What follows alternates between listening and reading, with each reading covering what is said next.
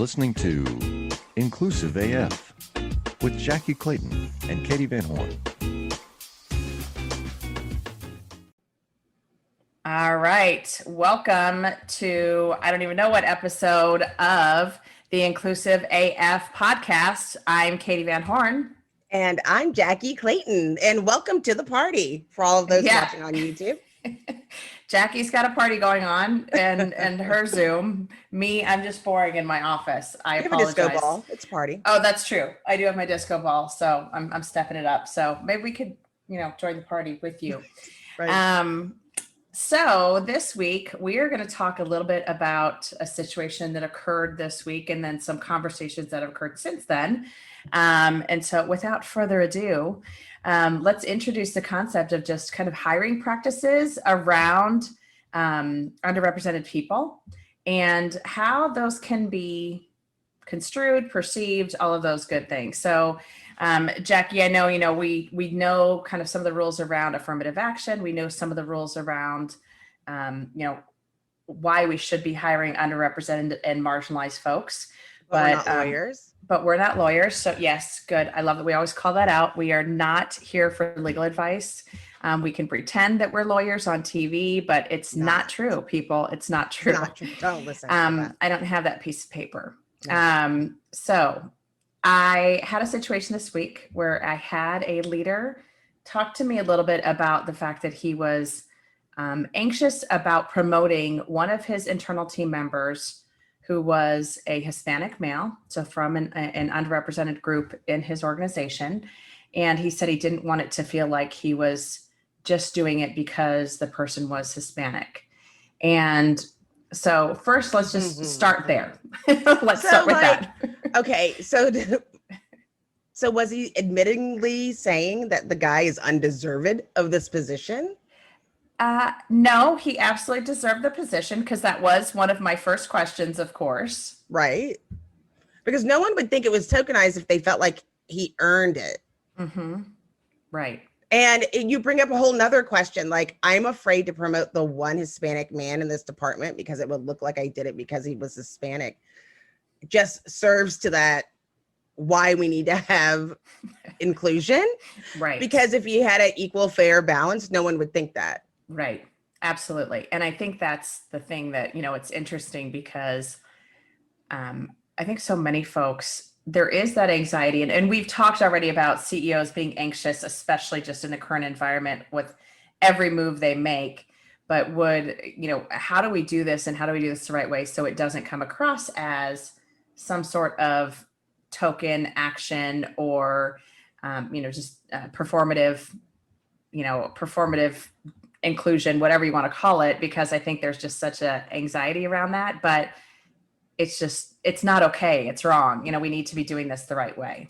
I think part of that is generational, honestly. Because, this week I had someone tell me that they didn't want to call someone out as being disabled.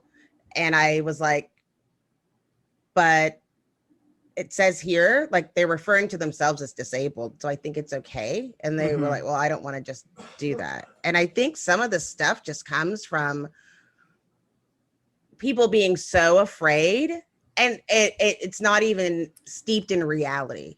You're afraid of what you don't know, what some of the backlash could be, because you had another situation this week too. Yes, that was similar. That's what you get for choosing like one of your BFFs to do a podcast with. I know your business. That other situation might fall into place here too. Yeah. I think I just feel like there's so much going on. And yes, you have gotten a few calls from me this week, just a little exhausted. And at the time I was actually trying to figure out where to go drop off my ballot. So, there's a lot going on. There is a lot going on. And I think people need to understand, because one of the things that came into play this week at my office, we were talking about OFCCP, the way that first of all, there's tons of acronyms all over the place. OFCCP, what is official federal something. Yeah. Something, something, something. As That's that right, now there's Jackie. That's proof. exactly what it stands If you for. did think we Something. were lawyers before, So now it's you a really know. it's a regulatory body that basically makes sure that your hiring practices are appropriate and fair. Separate from EEOC, though, OFCCP does a little bit more around, if you have a reduction in force, are you looking at how you're choosing or selecting who will be part of a reduction in force, things like that. It's But the the Office of OFCCP, Federal Contract Compliance Programs. So yeah, there you government go. contractors Yes. is really what this goes into as far as like the HR world. Absolutely. And so, yeah, I think there is just so much regulation of some of these things. So that also kind of is a layer. If they are an organization that has government contracts, they have a different set of rules that they need to be thinking about when they're doing any of this work as well. So share more about your situation, because I think it's interesting. Sure. Well, so what had happened was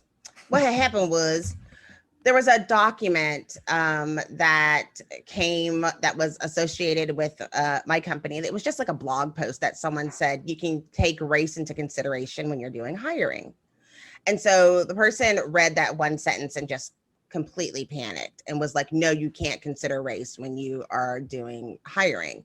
And the rest of the sentence said, as long as it's in alignment with your AAP program, which is Affirmative Action Program, right? The reason this gets confusing is like you take the private sector and you take the public sector and then you take government contractors, which is totally different from that.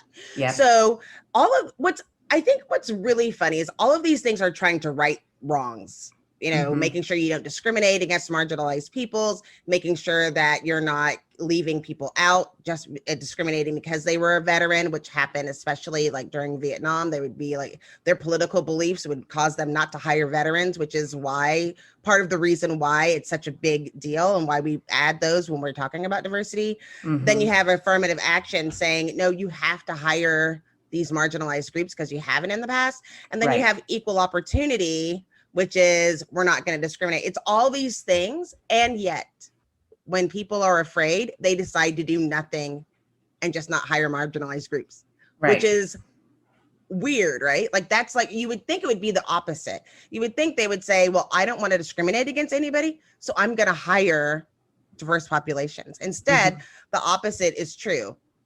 Like, I don't want this Black woman to know that I'm hiring her because she's a Black woman. So I don't want people to think that I'm hiring her because she's a Black woman. So I'm just not going to hire her at all.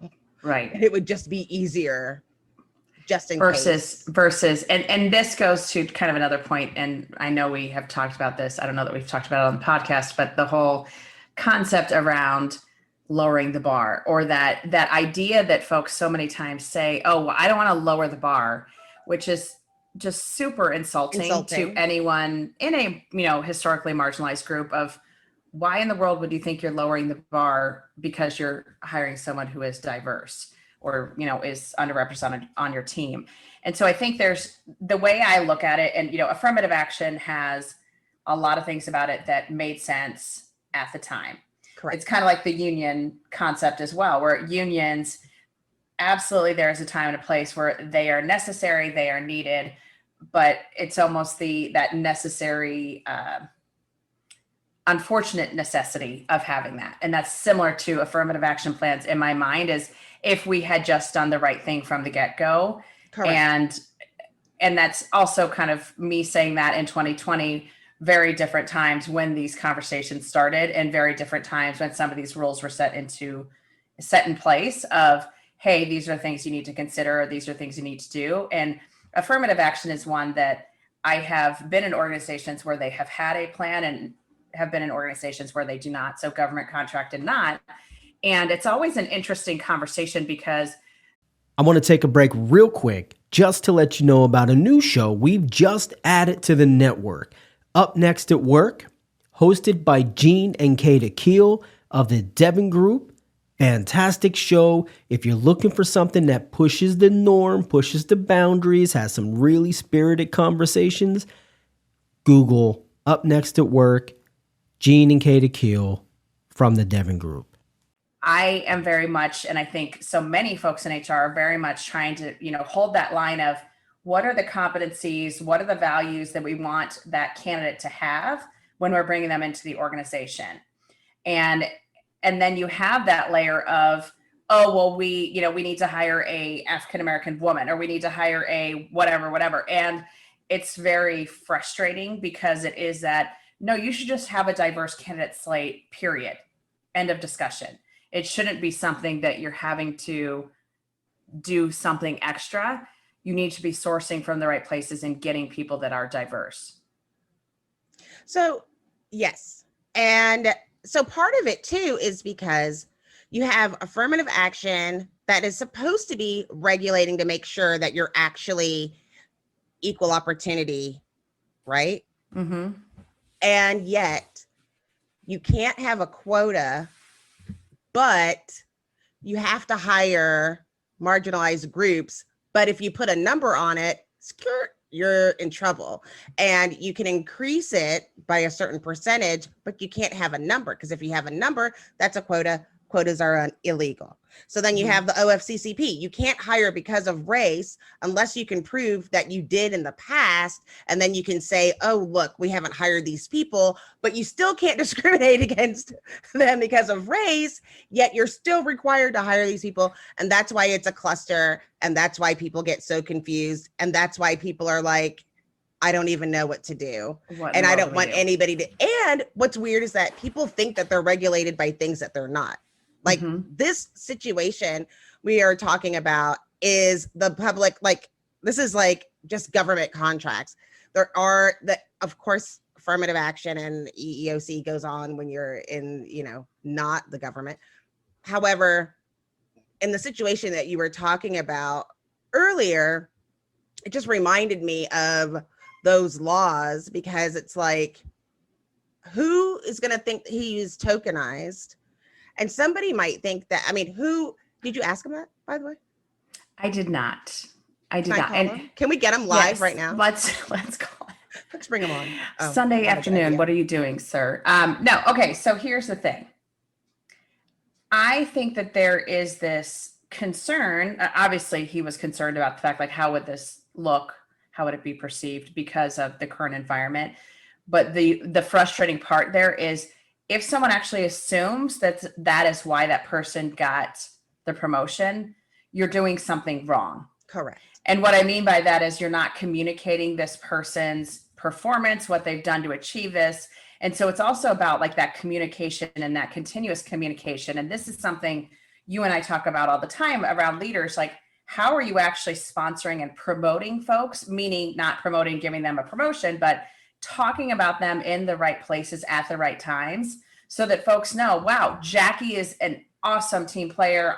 Jackye is knocking it out of the park. She's doing here are X, Y, Z things that she's done, versus springing something on them that's like, that's right. Oh, hey, here's Jackye. I know I've never said a word about her before, but now I'm going to promote her to a VP role.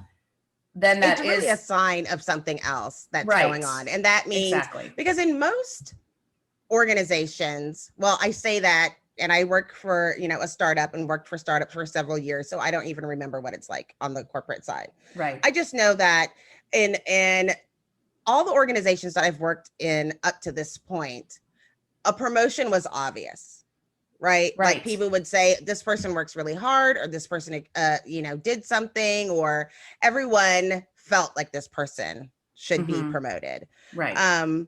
And so it should be obvious. And so you wouldn't have that fear of that person. You would think you wouldn't have that fear because everybody would think they were being promoted because of their work. So something is off as far as like whether they're doing regular, what do you call them? Performance reviews and regular things that people can back that stuff up. And it just goes to show everyone else who is listening, it's very important. Performance reviews are not just about people getting raises. It's very important to make sure that you're fair and balanced, that you have these things, and it's the same for everyone, and it's accurate. And if it's not, then stop what you're doing in about 15 minutes when this is over, and go get that in place. Absolutely. I think that consistent and fair piece is what so many folks miss, because we go with the squeaky wheel. Who's complaining about not being promoted, or who has said it the most times in the last 6 months? That's the person I need to promote. And this work, it does require you to step back and think about, are we consistently evaluating people? Are we being fair in our promotion process?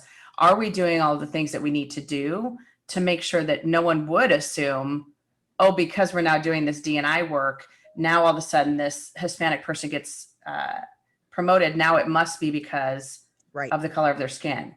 And it's like, no, it must not be. And that wouldn't be why you would want to do that. And I would never want the person being promoted to ever feel that that was the reason why, to ever feel in any way, or to have someone call them out in such a way of like, oh, well, we know why you were promoted. Because that's not great either. Like, it's just one of those things that there's such a, like, all of the things as we're talking about this and all of the regulations, all of the pieces that you need to look at, it feels so overwhelming. Yes. But this is also where you need to have that great HR person to help you and navigate some of the stuff because of these very sketchy things. And dicey. Right. I mean, and you know, the thing is that, and it sounds really simple, the policy that you need to implement at your company is really the golden rule, which is, you know, treating people the way you would like to be treated, and the platinum rule of treating people the way they would like to be treated in certain situations. And if you had that in place, you'd be good. You know, you'd be good. And I want you to say that again, the platinum rule again, because I think that's one that is so critical right now as we think about every individual on our team. Yes, the platinum rule is treating people the way they want to be treated. And that means, like, you're not making a decision for somebody else. You've actually spoken with them. You've seen where their needs are. And that's also how you can have that equitable piece, because you need to know where somebody feels like maybe they are needing additional assistance. Maybe they need a little extra support or resources. Maybe there's something that you can do to make sure things are fair and balanced. And it also is important that we keep, like, diversity doesn't end through the recruiting process. For those of you, if you are not familiar with me or Katie, Katie's been primarily on the human resources side. I've been primarily on the recruiting side.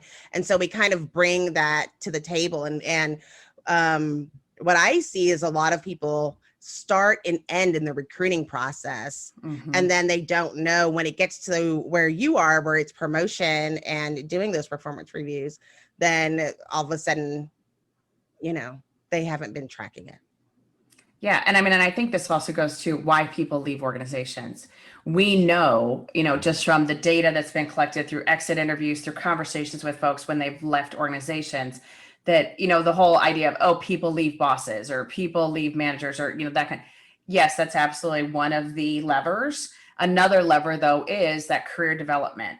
So people aren't leaving organizations to make more money. They're leaving organizations because they don't feel like there's a career path.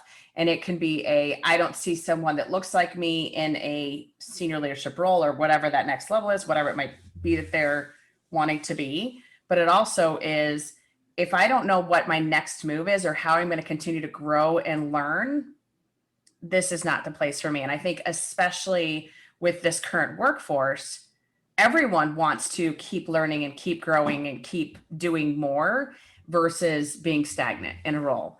Because it's no longer okay to be in an organization and stay there for 30 years and then retire. That is not the workforce that is working today.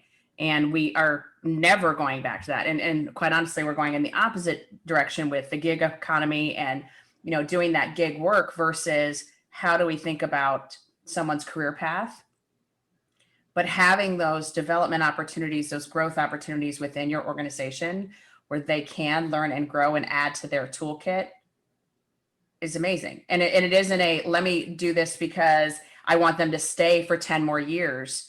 It's the right thing to do. And I want to develop our folks so they're the best of the best. Period. Well, and it's just going to be too easy to leave. Right. I mean, right now we know, I say that, and as we're in the middle of a pandemic, and we know that people are not, you know, half of these people do not have jobs right now. Right. It will turn around. It does turn around. At some point, it'll turn around. And we have a talented workforce that is looking for opportunities right now. And we have a majority of our organizations that have remote workers right now. And so you can be in Boise, Idaho and hire a top person from San Francisco, a developer from Silicon Valley, and they can work there. And you don't have to stay within your own talent pool or within your own demographic. So you better help your people. Agreed. And I think, again, it goes, kind of circling back to the topic is all of those things you're saying. Like, we can now look at how we employ people differently than we have in the past, but it's also about, continuing to establish this is the bar of what we're holding people to. And when we're hiring, we're doing that values ad, that performance ad, all of those things. So the competencies you're growing and building on your team might not be what you need right this minute, but they're what you're needing in the future. And continuing to think about that, because I think there's so much going on around this whole topic of, we want diverse people, but we can't find them. Oh, we want diverse people, but we can't afford to pay them in San Francisco. And, and there's so much that's evolving and shifting. And to your point, I mean, I know we're all on this, on this news cycle talking about the fact that, the relief and some of the things that I think people were expecting would happen in this kind of next wave of the pandemic aren't happening yet. And, hopefully they come soon and someone can come to an agreement. But in the meantime, we have so many folks that are in a desperate situation and looking for work. And that kind of leads to another topic around, how do we think about people's resumes? How do we think about making sure people are okay? All of those different things that come into play when you're hiring. Yes. Yeah. I mean, that's a whole, I wouldn't even say a rabbit hole. That's a whole place that we can explore, because I think there's so much coming down, in our future that we don't even know yet. We don't even know yet. Welcome to The Human Role, your go-to podcast where HR and payroll collide with innovation. I'm your host, Tiana Neal, and every month I'm diving deep with industry experts and change makers, bringing you real talk insights, practical tips, and fresh takes you won't hear anywhere else.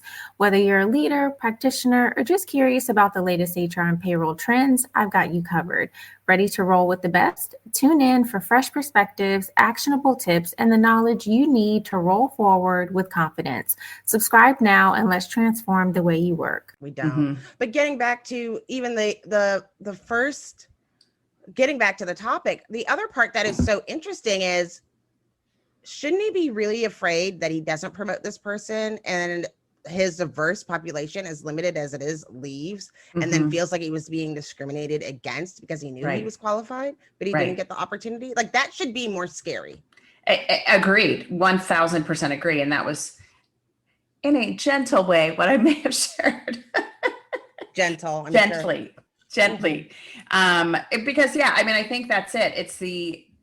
We have got to be thinking of this not as, oh, hey, I don't want them to think I'm promoting them for these wrong reasons. It's, oh my gosh, I need to promote them quickly and keep them engaged and keep them excited about work and know that they're valuable and know that I, as the CEO, value them, or they'll leave. And I think that's just something that is so missed in this conversation, is how do we make sure people understand that they are valued, and that is the bottom line. That's the piece that, regardless of where you are in the process, regardless of the government regulations, people need to feel valued and like they can contribute in a valuable way at work.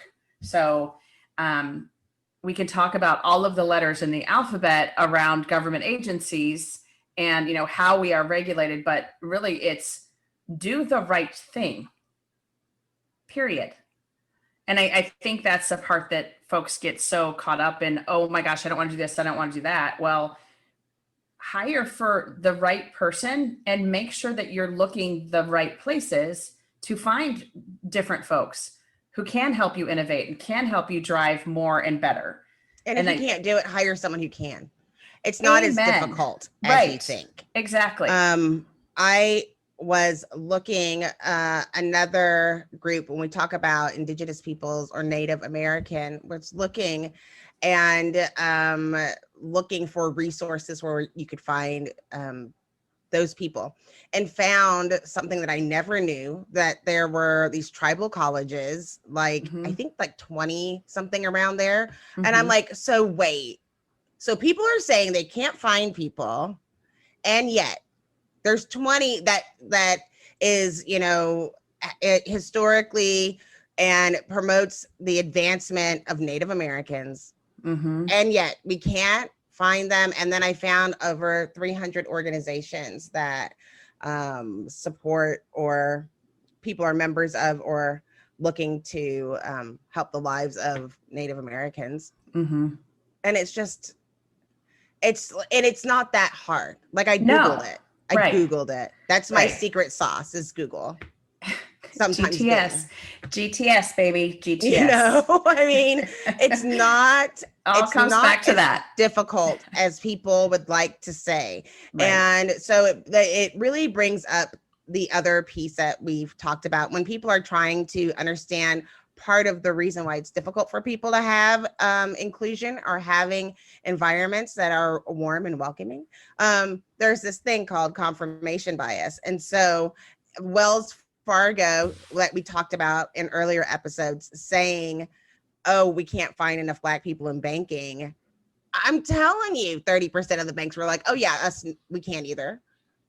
And they were just like, yeah, us too. That confirmed it for them. Meaning you confirm something that you're already thinking. You can find it anywhere and say, oh, well, then we just can't do it. P.S. on LinkedIn this week, I saw like they were hiring like a diversity recruiter. Like I could not stop laughing. Like, good luck on that. Anyway.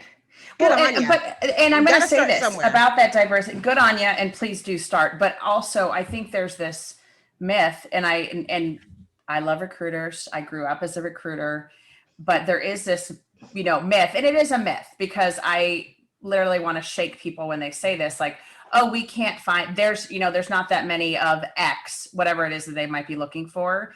And I just, it is like nails on a chalkboard, because I'm like, this is harder than just posting it on LinkedIn or just posting it on whatever job board of your choice is. But guess what? These people do exist, and you actually have to do your job to find them. Girl. And that's really what it... I'm dropping the mic. Crazy stuff we're talking about here. Call me nuts, but...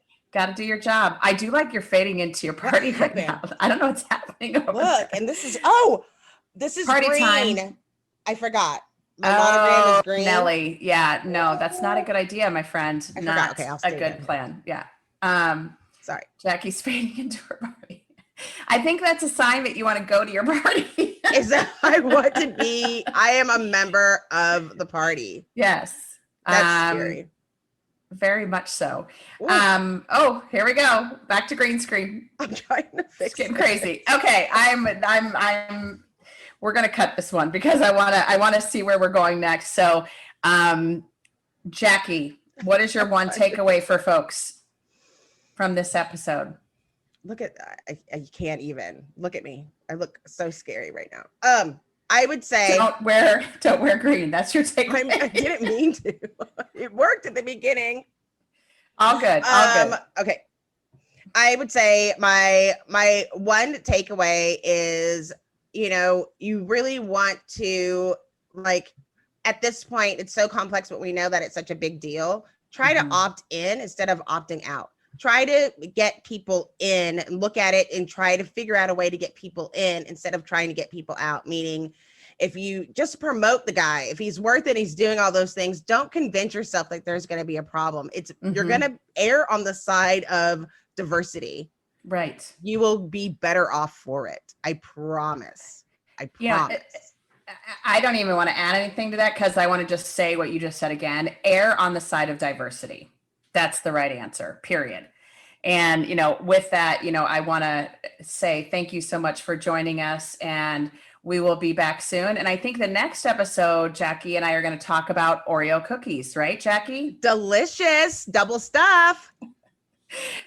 We'll be talking about their most recent commercial and how that has really played out, and some of the comments and the thoughts from folks around the Oreo cookie commercial that just recently aired. So thanks for joining us. We will be back soon with another episode of Inclusive AF. Have a great day. I'll be at the party. Bye.